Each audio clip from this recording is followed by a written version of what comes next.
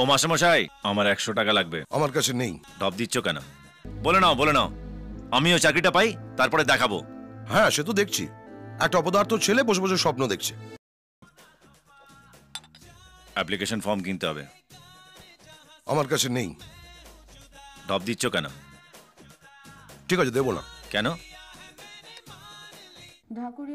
আমার টাকা, আমার ইচ্ছে। একটা জিনিস দেখছিলাম না, আমার টিভি। ধুস! এ বাড়িতে কোনো মানুষ থাকতে পারে নাকি?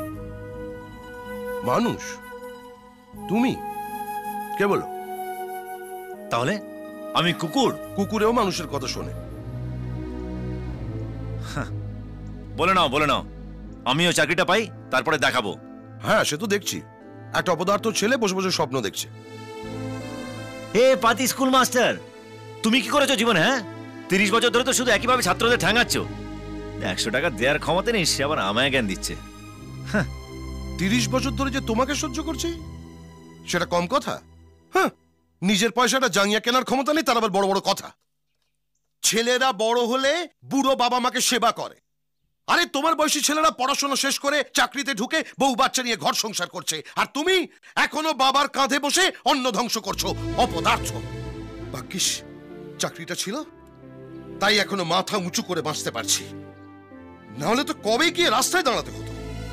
তুমি জানো মাসে কবার আমায় ডাক্তারখানা যেতে হয়? চোখে ছানি পড়েছে, হাঁটুর ব্যথায় বেশিক্ষণ দাঁড়িয়ে থাকতে পারি না, সুগার 400 ছাড়িয়েছে। আর কি, মরে গেলে মুখে আগুনটা অন্তত দিও। তোমার মতো ছেলের কাছ থেকে এর বেশি আর কি আশা করা যায়?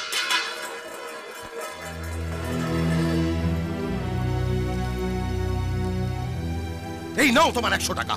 ইচ্ছে হলে অ্যাপ্লিকেশন ফর্ম কিনো, না হলে নেশা ভাঙ করো, না হলে কোনো মেয়ের পেছনে উড়িও। ছা!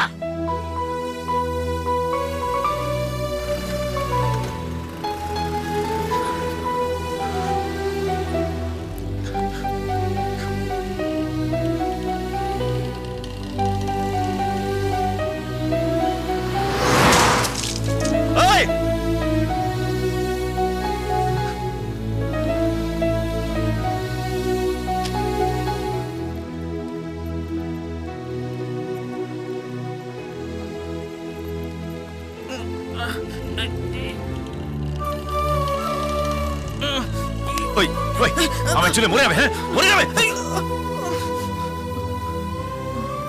অফিস যাচ্ছ? Sorry sorry.